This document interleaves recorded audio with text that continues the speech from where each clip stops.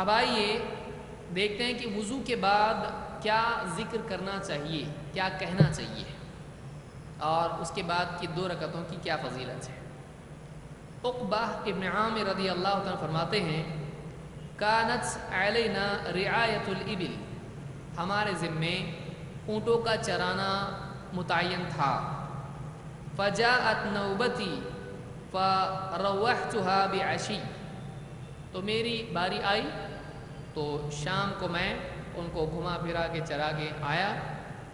فادرکت رسول اللہ صلی اللہ علیہ وسلم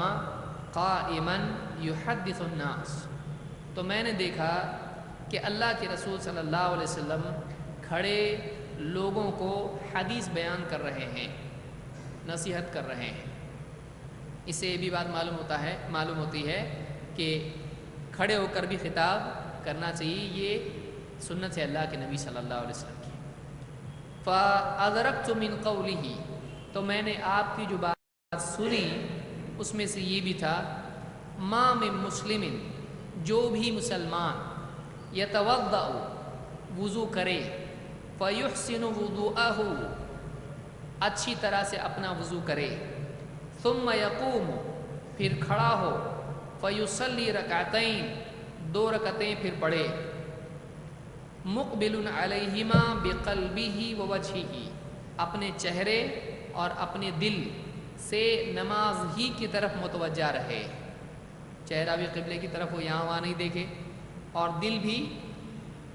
پوری دنیا میں گھومنا نہیں چاہیے، سارے جہاں کی فکر ہمارے ہی دل میں ہے، تو ایسا نہیں ہونا چاہیے۔ مقبل علیہما بقلبہ ووجہہ الا وجبت لہ الجنہ، جب وہ ایسا کرتا ہے کہ اچھی طرح سے وضو کرے اور دھیان دے کر قبلہ رخ ہو کر 2 رکعتیں پڑھے، تو وجبت لہ الجنہ، اس کے لیے جنت واجب ہو جاتی ہے، وہ جنت میں جائے گا ہی جائے گا۔ قال فقلت ما اجود هذه، انہوں نے یہ چرا کے اونٹوں کو جب یہ سنا، حدیث سنی، تو کیا کہا ما اجود هذه، کیا زبردست بات ہے، کتنی اچھی بات بتائی اللہ کے نبی صلی اللہ علیہ وسلم نے۔ فاذا قائل بین یدی یقول التي قبلها اجود، تو میں نے دیکھا کہ میرے آگے کوئی بیٹھا تھا، اس نے مجھ سے پلٹ کے کہا اس سے پہلے جو بتایا نا وہ تو اس سے بھی زبردست ہے، یعنی یہ جو بات بتائی اللہ کے نبی صلی اللہ علیہ وسلم نے، نماز آدمی پڑھتا ہے اچھی طرح سے وضو کر کے تو کیا ہوتا ہے، جنت اس کے لیے واجب ہو جاتی ہے۔ تو بولنے والے نے جو سامنے بیٹھا ہوا تھا، آدمی سب بیٹھے ہیں، لوگ صحابہ بیٹھے ہیں، اور اللہ کے نبی صلی اللہ علیہ وسلم کھڑے ہو کے خطبہ دے رہے ہیں، بیان کر رہے ہیں، حدیث سنا رہے ہیں۔ تو اس آدمی نے جب ان سے سنا کہ کتنا اچھی بات ہے یہ، تو اس نے کہا اس سے اچھی، اس کے پہلے جو بولے نا اس سے اچھی بات ہے۔ کیا بات ہے وہ؟ کہتے ہیں کہ فنظرت فاذا عمر، میں نے دیکھا کون آدمی ہے یہ، تو دیکھا تو یہ کون تھا، حضرت عمر رضی اللہ تعالیٰ عنہ تھے۔ قال انی قد رأیتک جئت آنفا، جب حضرت عمر نے دیکھا ان کو تو کہا کہ ہاں میں دیکھ رہا ہوں کہ تم ابھی ابھی آئے ہو، یعنی تم نے پوری بات ابھی سنی نہیں ہے، اس لیے میں نے تم سے بات کہی، کیونکہ تم کو پوری بات ابھی معلوم نہیں ہے، اس سے پہلے جو بات کہی وہ اور بھی زبردست ہے۔ قال ما منکم من احد یتوضا، اللہ کے نبی صلی اللہ علیہ وسلم نے فرمایا کہ جو بھی شخص تم میں سے وضو کرتا ہے فیبلغ او یسبغ الوضوء، اور کامل وضو کرتا ہے، کچھ چھوڑ دیا، کچھ کر لیا، جلدی جلدی کر دیا، کسی طرح سے کر دیا، نہیں، ایک دم اچھی طرح سے سکون کے ساتھ، وقار کے ساتھ، اور تمام اعضاء کو اچھی طرح سے دھوتے ہوئے وضو کرے۔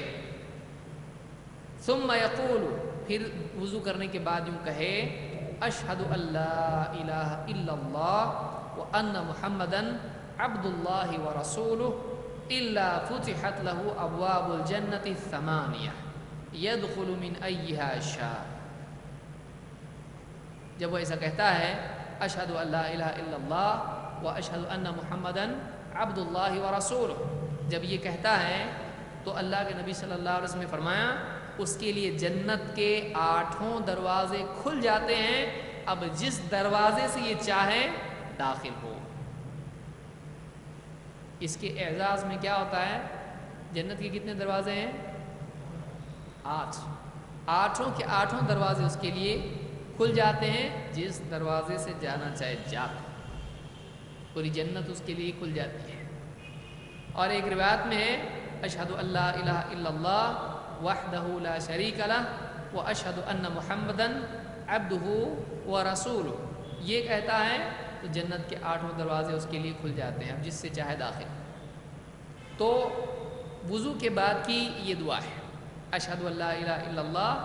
واشہد ان محمدًا عبد اللہ ورسولہ، یا اشہد ان لا الہ الا اللہ وحدہ لا شریک لہ واشہد ان محمدًا عبدہ ورسولہ۔ اس میں سے جو بھی دعا چاہے یاد کریں۔ جو بھی آدمی وضو کے بعد دن میں کتنی بھی مرتبہ وضو کرے، جب بھی وہ یہ دعا پڑھتا ہے اس کے لیے جنت کے 8 دروازے کھل جاتے ہیں، جس سے چاہے داخل ہو۔ صحیح مسلم میں حدیث موجود ہے۔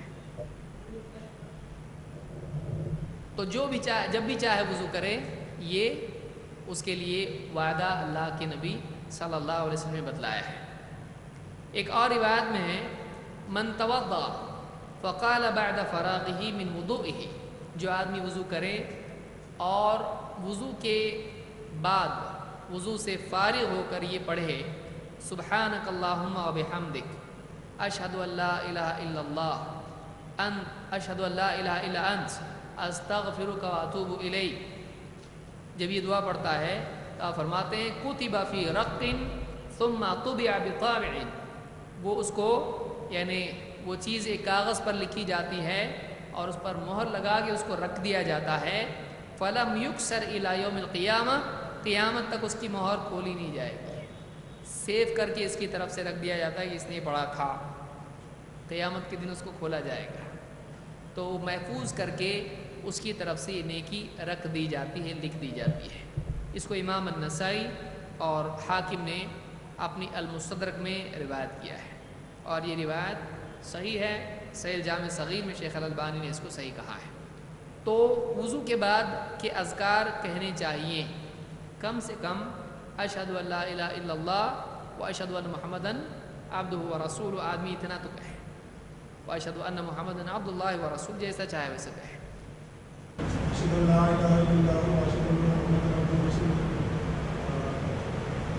اللہم اجعلنی من التوابین واجعلنی من المتطہرین، یہ بھی ثابت ہے، یہ بھی ثابت ہے۔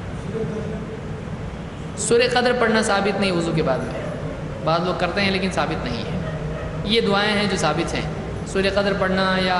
کوئی اور سورت پڑھنا ثابت نہیں ہے۔